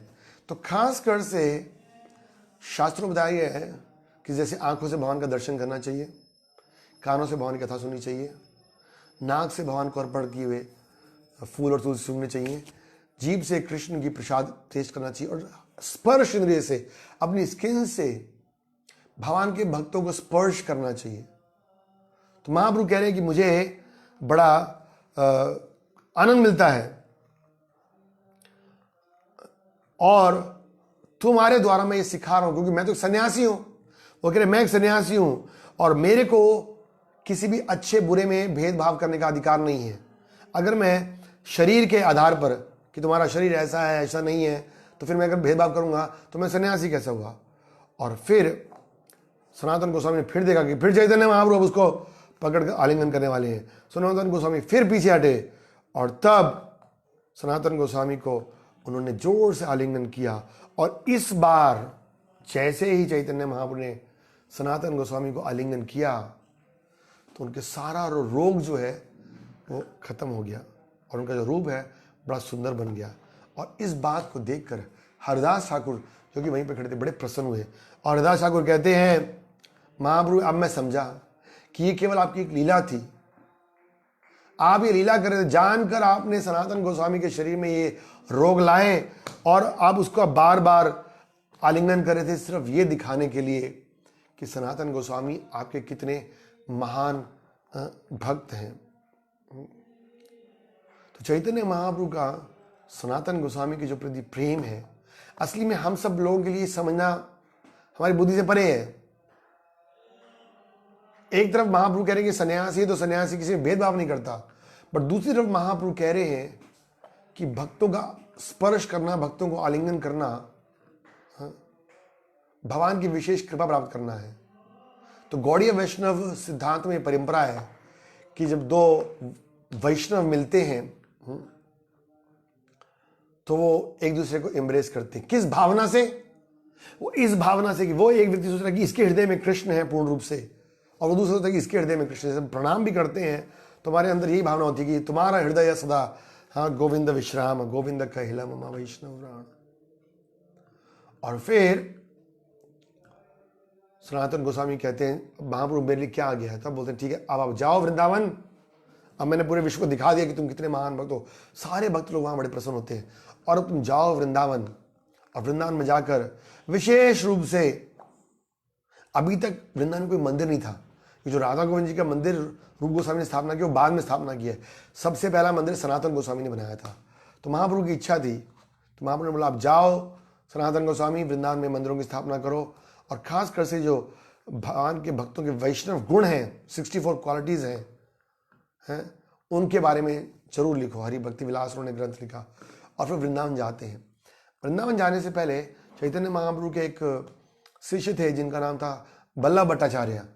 तो उनसे पूछते हैं सनातन गोस्वामी कि जब चैतन्य महाप्रभु वृंदावन गए थे तो कौन से रास्ते से गए थे, आप मुझे वो रास्ता बताओ। और फिर बताते हैं किस तरह से वो झारीखंड जंगल होते होते गए थे। और फिर सनातन गोस्वामी बिल्कुल वो मैप लेते हैं और बिल्कुल उसी ट्रैक को फॉलो करते हैं और जहां जहां महाप्रभु गए थे वहां वहां वो जाते हैं। आज एकादशी है तो एकादशी के दिन हम ये सुंदर भजन गाते हैं ना कि जहां जहां मेरे महाप्रभु गए हैं मैं प्रणय भक्त संगे, मैं वहां पे जाकर उन जगहों को देखूंगा, तीर्थ स्थान में जाऊंगा। तो सनातन गोस्वामी ने बोला कि मैं उन स्थानों में जाऊंगा जहां चैतन्य महाप्रभु निकले हैं। झारीखंड जंगल में महाप्रभु ने लीला की थी, जानवरों को भी हरे कृष्ण मंदिर में जाया था। यहां तक कि एक सेकंड के लिए अगर चैतन्य महाप्रभु किसी जगह रुके हैं तो वो कहते हैं कि मैं उस जगह को, यहां लिख रहे हैं कि प्रभुपाद लिखते हैं in this regard any place the lord performs his lila even a place where he stops for just 1 second is worshipable by devotees. वो स्थान भक्तों के लिए पूजनीय है। खासकर से जब चैतन्य महाप्रभु तो कोई ट्रेन प्लेन से जा नहीं रहे थे, वो तो पूरे दक्षिण भारत की यात्रा किए, वृंदावन की यात्रा किए, जहां भी गए पैदल गए। तो कुछ समय बाद भक्ति सिद्धांत श्री ठाकुर जो प्रभुपाद जी गुरु महाराज हैं उन्होंने ऐसे कई 108 जगहों की स्थापना की जहां पर कि चैतन्य महाप्रभु के चरण चिन्ह जहां जहां चैतन्य महाप्रभु के। तो सनातन गोस्वामी हमेशा चैतन्य महाप्रभु का स्मरण करते हुए हैं और वृंदावन में जाते हैं। और इस बार जब वृंदावन में जाते हैं तो कई सालों घूमने के बाद वो रूप गोस्वामी से मिलते हैं और रूप गोस्वामी से मिलकर फिर वो भक्ति शास्त्र रचना करना शुरू करते हैं। हमने कल सुना था कि किस प्रकार से जब ये रूप और सनातन रह रहे थे टेर कदम में तो एक बार स्वयं राधा रानी खीर बनाती हैं और रूप गोस्वामी को देती हैं। तो ये बनाती किसके लिए असली में? वो सनातन गोस्वामी के बनाती है क्योंकि उनकी इच्छा थी कि रूप गोस्वामी की इच्छा है तो रूप गोस्वामी की इच्छा को पूरा करना उन्होंने। रूप गोस्वामी की इच्छा थी कि मैं सनातन गोस्वामी को भोग लगाऊं तो रूप गोस्वामी की इच्छा को पूरी करने के लिए वो खीर लगाए। और क्योंकि सनातन गोस्वामी को अर्पण करना था तो सनातन गोस्वामी को भी अर्पण करने के लिए वो आते हैं। और जैसे हमने बताया कि किस प्रकार से जब भी कोई भक्त वृंदावन से वापस आता पुरी में, बंगाल में, तो सब लोग खास कर से सनातन और रूप के बारे में पूछते हैं। जैसे भगवद्गीता में श्लोक आता है ना, स्थित प्रज्ञा किम भाषा किम, कि जो धीर व्यक्ति वो कैसे बैठता है, कैसे बोलता है। तो जितने ये भक्त थे बंगाल के, पुरी के, वो सब चर्चा करते थे, अरे तुमने देखा सनातन कितने वैरागी हैं, सनातन कितने त्यागी हैं, वो एक स्थान पर एक दिन भी नहीं रहते, एक पेड़ के नीचे भी नहीं रहते, और वो सिर्फ भिक्षा मांग के महादेव के रूप में खाते हैं। इतने बड़े महान भक्त थे, और इस तरह से एक दूसरे का आपस में चर्चा करते रहते थे। तो यहाँ पर सनातन गोस्वामी अब वापस वृंदावन आते हैं, तो यहाँ पूरी की लीलाएं और जो सनातन गोस्वामी को महाप्रभु ने ज्ञान दिया वो हमने सुना। सनातन गोस्वामी को चैतन्य महाप्रभु ने बहुत लंबा चौड़ा ज्ञान दिया। याद रखिए, जब हमने बताया था कल, रूप गोस्वामी को सिर्फ 10 दिन ज्ञान दिया, 10 दिन, और उसका हमने सिर्फ ब्रीफ वर्णन किया था।